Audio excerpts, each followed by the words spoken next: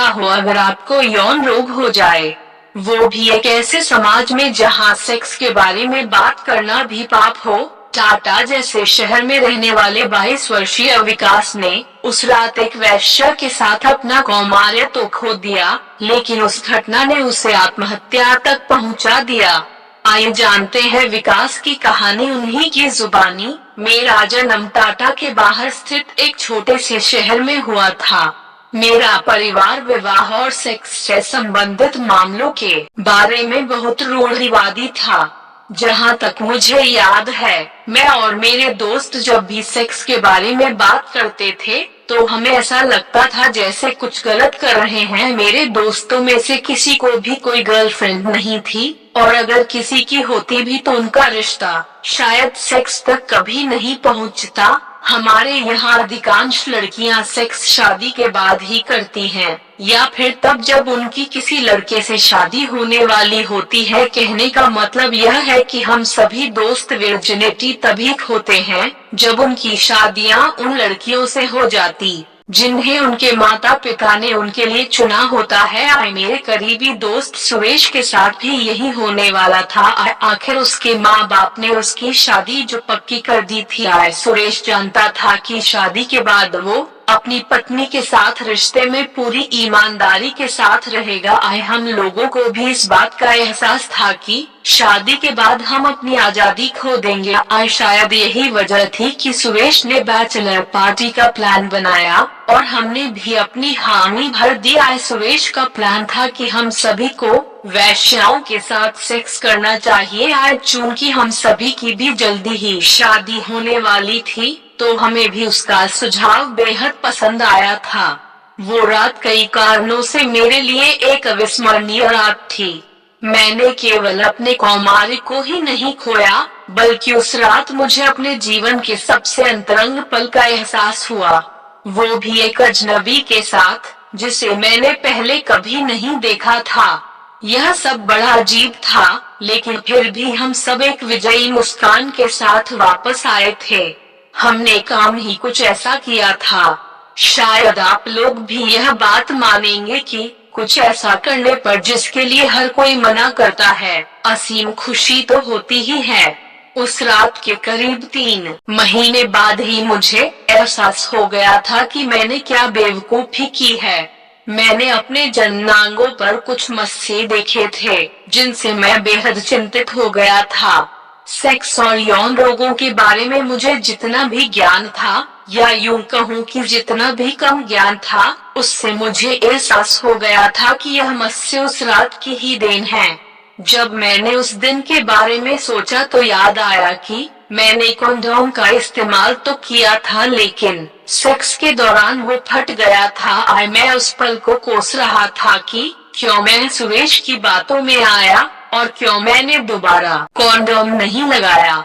जब भी हम यौन संक्रमित रोग या संक्रमण के बारे में सोचते हैं तो हमारे दिमाग में पहली चीज यही आती है कि यह मुझे नहीं हो सकता, लेकिन शायद मेरा बुरा सपना सच हो गया था। मुझे समझ नहीं आ रहा था कि मुझे क्या करना चाहिए। शर्म के मारे ना तो मैंने इस बारे में किसी को कुछ बताया था और ना ही डॉक्टर के पास जाने की हिम्मत जुटा पा रहा था। इस दौरान मुझसे एक बेवकूफी और हो गई।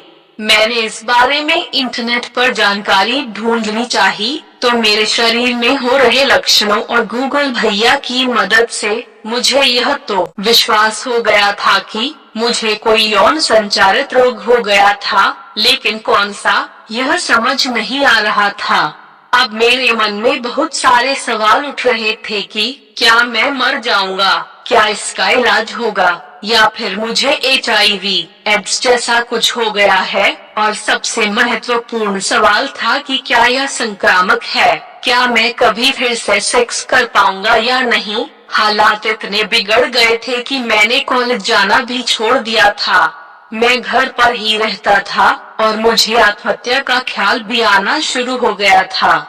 मुझे एड्स है यह लोगों को पता लगने से अच्छा मुझे लोगों को मेरी आत्महत्या के बारे में पता लगना बेहतर विकल्प लग रहा था। आज जब मुझसे रहा न गया तो आखिरकार मैंने अपने एक दोस्त मुकेश को इस बारे में बता दिया। आय मुकेश भी उस रात हमारे साथ था। आय मेरा साथ देना तो दूर, उसने मेरी कॉन्डोम वाली बात सुनकर मुझे और वैश्या को भी गाली देना शुरू कर दिया। आय उसकी यह प्रतिक्रिया देखकर मेरा तो हिम्मत भी टूट गई थी। खैर कुछ दिनों के बाद मुकेश ने ही मुझे शहर के एक जाने माने यौन रोग चिकित्सक के साथ अपॉइंटमेंट लेकर दिया था। वैसे उस समय वो सहायता कम एक शाप ज्यादा लग रहा था। मेरे लिए किसी को भी यह पता लगना कि मैंने एक वैश्या के साथ असुरक्षित सेक्स किया एक डरावने सपने से ज्यादा था। मैंने शुरू में डॉक्टर के पास जाने के लिए मना भी किया था, लेकिन आखिरकार मुकेश ने मुझे मना ही लिया था। डॉक्टर के पास जाने और टेस्ट करवाने से वही बात सामने आई जिसका मुझे डर था। मुझे साइफिलिस हो गया था और डॉक्टर के दिलासे से मुझे जरा भी फर्क नहीं पड़ रहा था कि यह दवाइयों से ठीक हो जाए। शायद मुझे यह बात ज्यादा परेशान कर रही थी कि मुझे सच में एक यौन संक्रमित रोग हो गया था। मैंने अपने परिवार और अन्य दोस्तों को बताए बिना अपना इलाज शुरू कर दिया था। कुछ महीने के इलाज और दवाओं ने मेरे मस्सों और बेचैनी दोनों को ही बेहद आराम पहुंचाया था। जब भी इस घटना के बारे में सोचता हूँ तो मेरी रूह कांप जाती है, क्योंकि यौन संक्रामक रोग के बारे में कम जानकारी होने की वजह से मैंने तो लगभग अपना जीवन ही खत्म करने का फैसला कर लिया था। हम में से बहुत से लोगों का पहला सेक्स अनुभव तब होता जब हमें इसके बारे में बेहद कम जानकारी होती है। मेरी एक बेवकूफी की वजह से मेरे जीवन को खतरा उत्पन्न हो गया था। मैं चाहता हूँ कि लोगों के पास यौन रोगों और सेक्स के बारे में सही और निरपेक्ष जानकारी प्राप्त करने के आसान तरीके हैं, जिनसे उन्हें उस भयानक दौर से न गुजरना पड़े जिससे मैं गुजरा था। हर किसी के पास मुकेश जैसा दोस्त नहीं होगा जो उन्हें राह चुनने में मदद करेगा, लेकिन मुझे उम्मीद है कि मेरा अनुभव कुछ अन्य लोगों की मदद जरूर करेगा जो शायद इसी मोड़ पर होंगे जहां कुछ महीनों पहले मैं खड़ा था। अगर ऐसा हुआ तो मुझे बेहद सुकून मिलेगा। दोस्तों, अगर वीडियो पसंद आया है तो प्लीज हमारे चैनल कहानी मजेदार को जरूर सब्सक्राइब करें और वीडियो को लाइक करें, कमेंट करें तथा शेयर करें। धन्यवाद।